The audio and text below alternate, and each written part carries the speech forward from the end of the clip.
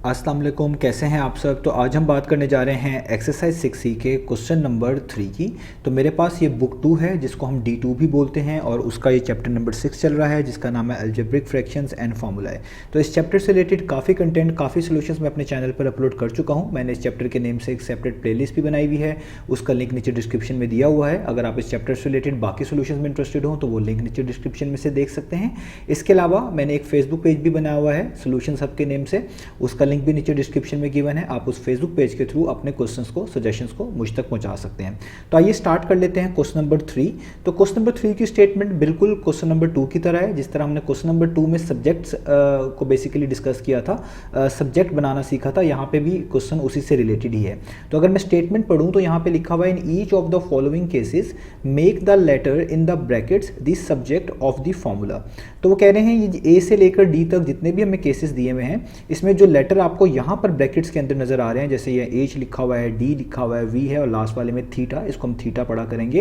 ये थीटा लिखा हुआ है, आपने इनको सब्जेक्ट बनाकर दिखाना है। सब्जेक्ट की इजी डेफिनेशन ये आप समझ लें कि जिस चीज़ को भी आपने सब्जेक्ट बनाना होता है आप उसको सेपरेट करते हैं, उसको इक्वेशन के लेफ्ट हैंड साइड पे ले जाते हैं और बाकी तमाम चीज़ों को इक्वेशन के राइट हैंड साइड पे ले लेते हैं। या आप इस तरह भी कह लें कि आपने सब्जेक्ट को बस एक साइड पे करना होता है, बाकी तमाम चीज़ें इक्वेशन के दूसरी साइड पे आपको नजर आनी चाहिए। इसको कभी कभार हम कुछ सेंस में ये भी कहते हैं कि हम जिस चीज़ को सब्जेक्ट बना रहे होते हैं हम बेसिकली उसके वैल्यू निकालने का फॉर्मूला डिवाइस कर रहे होते हैं। ये भी कुछ ना कुछ फॉर्मूलाज ही लिखे हुए हैं, जैसे देखें ये m का फॉर्मूला लिखा हुआ है, इधर m सब्जेक्ट है, अभी फिलहाल h नहीं है। ये b का फॉर्मूला लिखा हुआ है, यहाँ पे b सब्जेक्ट है, b जो है इसमें d बनाना है, d नहीं है।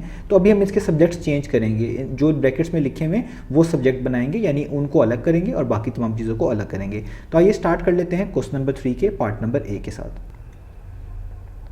तो आपको सामने स्क्रीन पे क्वेश्चन नंबर 3 का जो है स्टेटमेंट भी नज़र आ रही है और पार्ट नंबर ए भी नज़र आ रहा है। तो एक चीज़ आप याद रख लें कि जो हमने बार बार यहाँ पे भी और अगले क्वेश्चंस जो आएंगे उसमें भी इस्तेमाल करना है, इसको हम पढ़ा करेंगे स्क्वायर रूट। ठीक है, जैसे कि आप लोग जानते हैं चीज़ें सारी की सारी। और याद रखिएगा जब भी हमने स्क्वायर रूट को ख़त्म करना होगा तो हम क्या अप्लाई किया करेंगे, स्क्वायर। हम दोनों साइड्स पे स्क्वायर अप्लाई कर देंगे, स्क्वायर का मतलब पार्ट 2 अप्लाई कर देंगे। और जब भी स्क्वायर को ख़त्म करना होगा हम क्या अप्लाई कर देंगे, स्क्वायर रूट। यानी एक दूसरे का उल्टा है ये एक तरह का। स्क्वायर रूट को ख़त्म करने के लिए स्क्वायर अप्लाई करेंगे दोनों साइड्स पे, और अगर स्क्वायर रूट आ जाए तो उसको ख़त्म करने के लिए स्क्वायर अप्लाई करेंगे। इसी तरीके से आपके पास ये जो चीज़ है इसको हम पढ़ते हैं क्यूब रूट। यहाँ पे इंडेक्स के तौर पर छोटा सा 3 लिखा होता है, इसका मतलब होता है इसको हम क्या पढ़ा करेंगे, क्यूब रूट। ठीक है, तो जब भी क्यूब रूट को हटाना हो, क्यूब रूट को रिमूव करना हो, हम अप्लाई किया करेंगे क्यूब। क्यूब का मतलब पार्ट 3 ले लेनी है दोनों साइड्स पे, होल पार्ट। ठीक है, और अगर क्यूब लिखा हुआ आ जाए आपके पास, उसको आपने खत्म करना हो तो हम उसके लिए क्या करेंगे, क्यूब रूट अप्लाई करेंगे। तो ये चीज़ें अगर आपको याद रहेंगी तो आपको सब्जेक्ट बनाने में बहुत आसानी होगी। तो आइए स्टार्ट करते हैं पार्ट नंबर ए से। तो देखिए पार्ट नंबर ए को अगर मैं पढ़ूँ तो ये लिखा हुआ है cube root of h minus k is equal to m, और आगे ब्रैकेट्स के अंदर लिखा हुआ है यहाँ पे h, यानी आपने h को सब्जेक्ट बनाना है, h को सेपरेट करके दिखाना है। तो ये चीज़ आपने याद रखनी है कि जब भी कोई चीज़ ब्रैकेट्स के अंदर हो, उसकी होल पार हो या उस पर कोई स्क्वायर रूट या क्यूब रूट लगा हो, जब तक आप वो होल पार्ट सॉल्व नहीं करेंगे या वो रूट को हटाएंगे नहीं वहाँ से, उसको रिमूव नहीं करेंगे, आप इस अंदर जो चीज़ें लिखी हुई हैं h या k, इनको मूव नहीं कर सकते, इनके साथ कोई और चीज़ मल्टीप्लाई डिवाइड नहीं करेंगे। तो हमने सबसे पहले टास्क यही रखना है कि जो भी रूट्स आएंगे पहले इनको हटाना है। तो देखिए यहाँ पे लिखा हुआ है क्यूब रूट, तो मैंने आपको अभी समझाया है कि जब भी क्यूब रूट आपके पास लिखा आएगा, इसको रिमूव करने का तरीका क्या होगा कि आप क्यूब अप्लाई कर दें दोनों साइड्स पे, यानी जिसको हम कहते हैं पार्ट 3 ले लेना। तो हम यहाँ पे लिखेंगे taking cube on both sides, taking cube on both sides, हम दोनों साइड्स के ऊपर क्यूब को अप्लाई कर देंगे। तो ये किस तरह की चीज़ बन जाएगी, ये बनेगी यहाँ पे क्यूब रूट। ठीक है, और h माइनस के, और इसके ऊपर देखिए मैंने पार्ट 3 अप्लाई कर दी, इसको कहते हैं क्यूब अप्लाई करना। और यहाँ पे m के ऊपर भी पार्ट 3 अप्लाई करनी है, तो ये हो जाएगी m raise to part 3। Square square root से कैंसिल हो जाता है और क्यूब क्यूब रूट से कैंसिल हो जाता है, ये आपने याद रखना है। ठीक है, क्योंकि क्यूब रूट का एक्सपोनेंशियल मीनिंग होता है 1/3, यानी अगर आप किसी चीज़ के ऊपर क्यूब रूट लिख रहे होते हैं तो उसका मतलब होता है 1/3। जैसे फॉर एग्जांपल यहाँ पे h माइनस के ऊपर क्यूब रूट लिखा हुआ है, तो इसका मीनिंग होगा h माइनस के की पावर 1/3, इस तरह मैंने भी लिखी है। और उसके ऊपर भी फर्दर पार है, तो पार के ऊपर फर्दर पार है तो उनको हम मल्टीप्लाई करते हैं, तो 3 से कैंसिल हो जाएगा, तो जस्ट h माइनस के बचा करेगा। तो हम यहाँ ये चीज़ें डायरेक्ट किया करेंगे कि क्यूब क्यूब रूट से कैंसिल हो जाता है, स्क्वायर स्क्वायर रूट से कैंसिल हो जाता है, फोर्थ रूट फोर पार्ट से कैंसिल हो जाएगा, और इसी तरीके से चीज़ें ऑन डाउनवर्ड चला करेंगी। तो ये क्यूब और ये क्यूब रूट कैंसिल आउट हो जाएगा, तो आपके पास यहाँ पे बचेगा h minus k is equal to m की पावर 3 कितना होगा m क्यूब। अब देखिए आपने रूट को हटा लिया है, अब आप h को सब्जेक्ट बना सकते हैं। h के साथ सिर्फ नेगेटिव k लिखा हुआ है, आप इस नेगेटिव k को इक्वेशन के राइट साइड पे मूव कर दें, या तो इस तरह कर लें या बेहतर ये है कि आप दोनों साइड्स पे k को ऐड करवा दें। यहाँ पे नेगेटिव है तो इसका ऑपोजिट साइन क्या होगा, पॉजिटिव, यानी दोनों साइड्स पे k को ऐड करवा दें तो भी सेम मीनिंग ही बनेगा। तो हम यहाँ पे अगर लिख भी दें इस तरीके से कि एडिंग k, क्योंकि नेगेटिव k है इसको खत्म करने के लिए पॉजिटिव k करवाना पड़ेगा यहाँ पे, यानी दोनों तरफ k को प्लस करवाना पड़ेगा, तब ये नेगेटिव k वाला उसके साथ मिलके 1 बन जाएगा, यानी खत्म हो जाएगा, यहाँ से 0 बन जाएगा। तो हम यहाँ पे लिखेंगे adding k on both sides. आप दोनों साइड्स पे क्या ऐड करवा दें, k ऐड करवा दें। तो इससे क्या फ़ायदा होगा, इससे ये होगा कि ये h माइनस के के साथ आ जाएगा प्लस k, और यहाँ पे भी m क्यूब के साथ क्या आ जाएगा, प्लस के, क्योंकि दोनों साइड्स पे एक जैसी चीज़ करनी होती है। तो प्लस माइनस माइनस होता है, k माइनस के 0 हो जाएगा, जैसे मैंने बताया कि 0 हो जाएगा। ठीक है, तो यहाँ पे आपके पास आ जाएगा h is equal to m cube plus k, इसको आप ऐसे भी लिख सकते हैं k प्लस m क्यूब, दोनों मीनिंग सेम है। तो देखिए हमने h को सब्जेक्ट बना लिया, एक तरह का h का फॉर्मूला निकाल लिया। अब जैसे आपके पास m और k की वैल्यू होनी चाहिए, आप पुट करेंगे आपको डायरेक्ट h का आंसर मिल जाएगा। तो ये हो गया हमारे पास इसका पार्ट नंबर ए। तो अब हमारे पास यहाँ पर पार्ट नंबर बी लिखा हुआ है, तो पार्ट नंबर बी है b is equal to square root of d plus 4ac, और यहाँ पे आपने किसको सब्जेक्ट बनाना है, d को सब्जेक्ट बनाना है। तो ये स्क्वायर रूट के नीचे जो d लिखा हुआ है इसको आपने सेपरेट करना है। तो जिस तरह मैंने पिछले क्वेश्चन में बताया था, जब भी कोई चीज़ के ऊपर होल पार हो, कोई आप रूट लगाओ, तो जब तक रूट रिमूव नहीं करेंगे हम उसके जो अंदर टर्म्स लिखी होती हैं, कोई भी टर्म लिखी हो, उनको इधर उधर या राइट पे या लेफ्ट साइड पे मूव नहीं करवा सकते, उनसे कोई चीज़ डिवाइड नहीं करवा सकते। तो पहले कोशिश हमने यही करनी है इन क्वेश्चंस के लिए कि जो रूट आ रहे हैं उनको खत्म करें।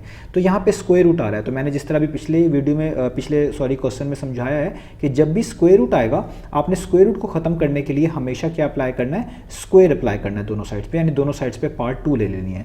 तो हम यहाँ पे लिखेंगे स्क्वायरिंग बोथ साइड्स। ठीक है, तो स्क्वायरिंग बोथ साइड्स, दोनों साइड्स पे स्क्वायर अप्लाई कर दें, तो स्क्वायरिंग बोथ साइड्स। तो क्या बन जाएगा, बी पे भी स्क्वायर आ जाएगा इस तरीके से, ये मैंने स्क्वायर अप्लाई कर दिया, और इधर जो स्क्वायर रूट लिखा हुआ है इसके ऊपर भी इसी तरीके से होगा, आप लिखेंगे d प्लस 4ac, और इसके ऊपर भी क्या अप्लाई कर देंगे, इस तरीके से क्या अप्लाई कर देंगे, स्क्वायर। ठीक है, तो जब आप यहाँ पे स्क्वायर अप्लाई कर देंगे, जिस तरह मैंने अभी पिछली वीडियो में यानी पिछले क्वेश्चन में बताया आपको कि क्यूब रूट से कैंसिल हो जाता है और स्क्वायर रूट से कैंसिल हो जाता है, तो ये वाला स्क्वायर इस स्क्वायर रूट से क्या हो जाएगा, कैंसिल। तो यहाँ पे जस्ट बचेगा b square is equal to d plus 4ac। ठीक है, अब देखें रूट खत्म हो गया, अब हम d को सेपरेट कर सकते हैं, d के साथ पॉजिटिव 4ac है। अब जस्ट इसको इक्वेशन के दूसरी तरफ मूव कर लें, ये यहाँ पे प्लस हो रहा है, इक्वेशन की दूसरी तरफ मूव होकर माइनस हो जाएगा। तो यहाँ पे हो जाएगा b स्क्वायर, ये प्लस 4ac का साइन चेंज करें तो ये हो जाएगा minus 4ac is equal to d। आप इसको ऐसे भी कर सकते थे कि दोनों साइड्स पे 4ac, यहाँ पे प्लस का लिखा हुआ है ना, तो दोनों साइड्स पे 4ac को सब्ट्रैक्ट करवा दें, तो इधर से 4ac कैंसिल आउट हो जाना था राइट साइड से, और इधर इसी तरीके से b स्क्वायर माइनस 4ac की फॉर्म में आपको टर्म मिलनी थी लेफ्ट साइड पे। तो दोनों का मीनिंग सेम ही है और आप दोनों तरीकों से कर सकते हैं, दोनों चीज़ें ठीक हैं। तो आप इसी आंसर को ऐसे भी लिख सकते हैं कि d equal to B square minus 4ac, ये आंसर भी बिल्कुल करेक्ट है। तो देखें d को हमने सब्जेक्ट बना दिया है, d सेपरेट हो चुका है। अब आप इसको ये भी कह सकते हैं ये d की वैल्यू निकालने का फार्मूला बन चुका है। यहाँ पे जस्ट b और a और c की वैल्यूज पुट करेंगे तो आपको d की वैल्यू ऑटोमेटिकली मिल जाएगी। तो ये हो गया इसका पार्ट नंबर b। तो अब आपको सामने पार्ट नंबर सी नज़र आ रहा है जो कि लिखा हुआ है p is equal to V square over r। ठीक है, और यहाँ पे v को सब्जेक्ट बनाना है, और आप देख सकते हैं v न्यूमरेटर में मौजूद है और उसके ऊपर पार्ट 2 है। एक चीज़ और आपने ऐड कर लेनी है इन चीज़ों में, मैंने क्वेश्चन नंबर 2 में भी बताई थी कि जब भी कोई चीज़ फ्रैक्शन की फॉर्म में लिखी हो और ये सब्जेक्ट वाले आपके पास केस हो, या आपने सब्जेक्ट ना भी हो, आपने किसी चीज़ की वैल्यू निकालनी हो, किसी वेरिएबल की वैल्यू निकालनी हो, तो कोशिश किया करें कि इस फ्रैक्शन को पहले सिंप्लीफाई कर लें। इस फ्रैक्शन में जो चीज़ बेहतर हो सकती है उसको बेहतर बना लें और उसके बाद सब्जेक्ट की तरफ जाएँ। तो देखें यहाँ पर वी स्क्वायर के नीचे आर आ रहा है, तो अगर हमने वी को सब्जेक्ट बनाना भी है तो वैसे भी यहाँ पर ज़रूरी है फ्रैक्शन के अलावा भी कि ये आर नीचे नहीं होना चाहिए, इस आर को इक्वेशन के लेफ्ट साइड पे होना चाहिए। तो अभी जो है क्वेश्चन नंबर 2 में मैंने आपको बताया है, एक्सप्लेन किया है ये चीज़ें कि आर को यहाँ से हटाने के लिए क्या करना पड़ेगा, आप दोनों साइड्स पे आर से मल्टीप्लाई कर दें। अगर कोई चीज़ डिवाइड हो रही हो, उसको रिमूव करना हो, तो आप दोनों साइड्स पे उसी चीज़ से मल्टीप्लाई करवा दिया करें। अगर मल्टीप्लाई हो रही हो, उसको आपने 1 बनाना हो, तो दोनों साइड पे उसी चीज़ से डिवाइड कर दिया करें, ठीक है। और बाकी रूल्स जो मैथ्स के होते हैं वो आपने उन चीज़ों का ख्याल रखना ही होता है जो साथ साथ चल रहे होते हैं। तो यहाँ पे वी स्क्वायर के नीचे आर लिखा हुआ है, मैंने इस आर को हटाना है ताकि वी सब्जेक्ट बन सके, तो मैं आर को दोनों तरफ मल्टीप्लाई कर दूंगा। तो मैं यहाँ पे लिखूंगा multiply by R on both sides. आप इसको ऐसे भी कह सकते हैं कि जस्ट आर यहाँ पे डिवाइड हो रहा है और आर को दूसरी तरफ भेज दें, वो वहाँ जाके मल्टीप्लाई हो जाएगा, ये भी ठीक है, ठीक है। तो हम यहाँ देखें पी के साथ भी आर मल्टीप्लाई कर रहे हैं, ये मैंने आर मल्टीप्लाई कर दिया, और इधर जो वी स्क्वायर ओवर आर लिखा हुआ है इसके साथ भी मैंने क्या कर दिया, आर को मल्टीप्लाई कर दिया, ठीक है। इससे फ़ायदा क्या होगा, वही कि आर से कैंसिल हो जाएगा और यहाँ पे जस्ट क्या चीज़ आपके पास बचेगी, वी स्क्वायर बचेगा, और पी को आर से मल्टीप्लाई करेंगे तो ये आपके पास बच जाएगा पी आर, ठीक है। आप मैं फिर से बता दूं, आप आर यहाँ पे डिवाइड हो रहा है, इसको जस्ट वहाँ पे मूव करा दें तो मल्टीप्लाई हो जाएगा, तब भी आपको यही फॉर्म मिलेगी जो मैंने लिखा हुआ है, दोनों के मीनिंग सेम ही होते हैं। अब यहाँ पे देखिए जिस चीज़ को सब्जेक्ट बनाना है उसके ऊपर स्क्वायर है, हमें तो जस्ट वी को सब्जेक्ट बनाना है, वी स्क्वायर को नहीं, तो स्क्वायर को हटाना है। तो मैंने यहाँ पे समझाया हुआ है कि अगर स्क्वायर रूट आ जाए उसको ख़त्म करना हो तो स्क्वायर अप्लाई करें, और अगर स्क्वायर आ जाए यानी पार्ट 2 आ जाए उसको ख़त्म करना हो तो वापस स्क्वायर रूट अप्लाई करें। तो यहाँ पे स्क्वायर है, इसको ख़त्म करने के लिए क्या करना पड़ेगा, स्क्वायर रूट अप्लाई करना पड़ेगा। तो आप यहाँ पे लिखेंगे applying square root on both sides, ठीक है। आपने क्या अप्लाई कर देना, दोनों साइड्स के ऊपर स्क्वायर रूट अप्लाई कर देना है, applying square root on both sides, दोनों साइड्स के ऊपर आप क्या अप्लाई कर दें, स्क्वायर रूट अप्लाई कर दें। तो देखते हैं यहाँ पे क्या चीज़ बन जाएगी, यहाँ पे बचेगा स्क्वायर रूट, मैंने अप्लाई कर दिया पी पे और आर पे। याद रखिएगा स्क्वायर रूट की 2 पॉसिबल वैल्यूज़ होती हैं, एक पॉजिटिव और नेगेटिव। जब आप यहाँ पे अप्लाई कर रहे होंगे तो इसके साथ आपने पॉजिटिव नेगेटिव लिखना नहीं भूलना, और यहाँ पे जब आप स्क्वायर रूट अप्लाई करेंगे तो ये ऑटोमेटिकली इससे कैंसिल आउट ही हो जाएगा, आपके पास यहाँ पे स्क्वायर रूट बचेगा ही नहीं एक तरह का, स्क्वायर और स्क्वायर रूट यहाँ से क्या हो जाएगा, कैंसिल आउट। मैंने बताया हुआ स्क्वायर रूट से कैंसिल होता है, क्यूब रूट से कैंसिल होता है, और इसी तरीके से अगर क्यूब रूट लगा हुआ है क्यूब अप्लाई करने से कैंसिल हो रहा है, और अगर क्यूब रूट के अलावा क्यूब आपके पास है तो क्यूब रूट से अप्लाई होकर कैंसिल होगा, यानी एक दूसरे का उल्टा है। आप जो भी चीज़ अप्लाई करेंगी उस लिहाज से उसका कैंसिल आउट हो जाएगा, यानी स्क्वायर है तो स्क्वायर रूट से कैंसिल हो जाएगा, क्यूब है तो क्यूब रूट से कैंसिल हो जाएगा। तो देखें यहाँ पे जस्ट आपके पास आंसर आ जाएगा पी और आर और साथ प्लस माइनस का साइन, और यहाँ पे कैंसिल आउट हो चुका है, यहाँ हो जाएगा वी। और इसी चीज़ को आप ऐसे भी लिख सकते हैं, v is equal to positive negative और पी आर। तो देखिए हमने v को सब्जेक्ट बना लिया है, v हमारे पास सेपरेट हो चुका है, तो इसमें कोई भी अब इशू नहीं है, आपको v की वो फॉर्म मिल चुकी है जो रिक्वायर्ड थी, ठीक है। आपने जस्ट एक साइड पे प्लस माइनस लिखना है, याद रखिएगा दोनों साइड पे लिखने की जरूरत नहीं है, तब भी आप उसको सॉर्ट आउट भी करेंगे तो यही पॉसिबिलिटी वापस आके बनेगी। तो ये हो गया हमारे पास इसका ये वाला पार्ट। अब करते हैं इसका नेक्स्ट पार्ट।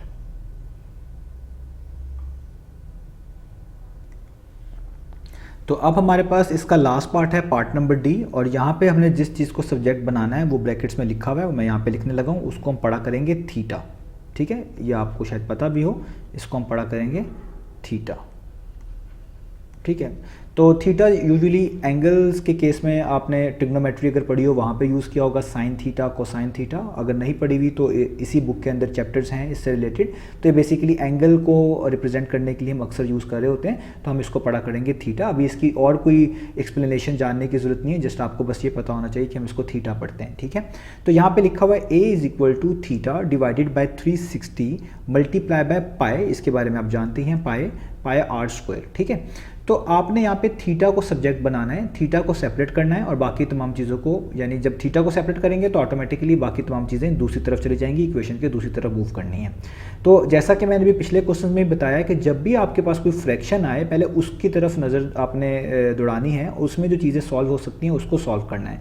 तो देखिए थीटा के नीचे 360 आ रहा है, वैसे तो तमाम चीज़ों को हटाना है यहाँ से, लेकिन सबसे पहले इस फ्रैक्शन को सॉर्ट आउट करेंगे। तो थीटा के नीचे 360 लिखा हुआ है, ये सबसे डिवाइड हो रहा है, इसको जस्ट आप इक्वेशन के दूसरी तरफ भेज देंगे तो ये ए से क्या हो जाएगा, मल्टीप्लाई हो जाएगा, जिसको हम इस तरह भी रिप्रेजेंट कर सकते हैं कि आप लिख दें कि multiply by 360 on both sides. जिस चीज़ को हटाना हो, डिवीजन की फॉर्म में हो, उसको उसकी जगह पे 1 बनाना हो, उसको मूव कराना हो, आप उसी चीज़ से दोनों तरफ मल्टीप्लाई करवा सकते हैं। तो यहाँ पे लिखेंगे multiply by 360 degree on both sides. अगर ये 360 मल्टीप्लाई हो रहा होता ठीक है, तो हम इसको डिवाइड करके 1 बना सकते थे, और क्योंकि यहाँ पे डिवाइड हो रहा है तो इसको मल्टीप्लाई करके 1 बना सकते हैं। तो हम यहाँ पे लिख देंगे 360 multiply by a is equal to, यहाँ पे भी मल्टीप्लाई कर दिया देखिए लेफ्ट साइड पे, और इधर भी मल्टीप्लाई कर देंगे 360 multiply by theta over 360 into pi R square. तो इससे फ़ायदा क्या होगा, ये वाला 360 से कैंसिल आउट हो जाएगा, और 360 को जब आप a से मल्टीप्लाई करेंगे तो आपके पास आ जाएगा 360a।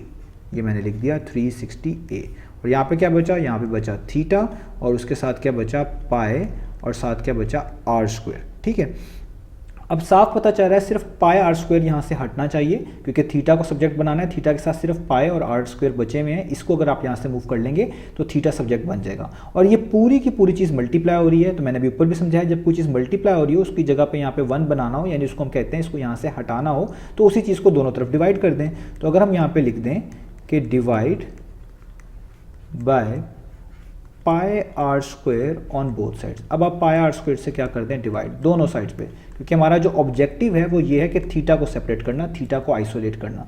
तो यहाँ पे आ जाएगा 360a, इसको भी डिवाइड कर दें यहाँ पर, तो ये हो जाएगा पाई आर स्क्वायर, और इधर भी डिवाइड कर दें theta into pi R square लिखा हुआ है, और तो इस सारे को हम किससे डिवाइड कर देते हैं, पाई आर स्क्वायर से। तो इससे क्या फ़ायदा होगा, ये चीज़ इस चीज़ से क्या हो जाएगी, कैंसिल आउट। और आप ये ऐसे भी कर सकते थे, यहाँ पे क्लियर लिखा हुआ है, ये मल्टीप्लाई हो रहा है, इसको जस्ट इक्वेशन की दूसरी तरफ भेज दें, वो वहाँ जाके डिवाइड हो जाएगा। ये सारे स्टेप ना भी करें तब भी आपको यही इक्वेशन मिलेगी जो मैं अभी लिखने लगा हूँ। तो आपके पास यहाँ पे आ जाएगा 360a, और नीचे आपके पास क्या आ जाएगा, पाई आर स्क्वायर, और यहाँ पे जस्ट बचेगा थीटा। तो देखें थीटा सेपरेट हो गया, यानी थीटा को आपने सब्जेक्ट बना ली है। इसी चीज़ को आप ऐसे भी लिख सकते हैं, theta is equal to 360a over pi R square. दोनों के मीनिंग सेम है, बस ये ज़्यादा बेहतर लगता है कि जो चीज़ आपने फाइंड करनी है वो लेफ्ट हैंड साइड पे लिखी हुई है, तो ज़्यादा कन्वीनियंट रहता है, अदरवाइज दोनों के मीनिंग सेम है। ठीक है, तो देखिए हमने थीटा को सब्जेक्ट बना लिया है। अब जस्ट आपके पास a की वैल्यू, पाई की तो पहले से ही पता होती है, और r की वैल्यू होगी, आप पुट करेंगे, इसको सॉल्व करेंगे तो आपको ऑटोमेटिकली थीटा का आंसर मिल जाएगा। तो ये हो गया हमारे पास क्वेश्चन नंबर 3 कंप्लीट। उम्मीद है आपको चीज़ें समझ आई होंगी। इंशाल्लाह नेक्स्ट वीडियो से मिलेंगे हम बाकी सॉल्यूशंस के साथ।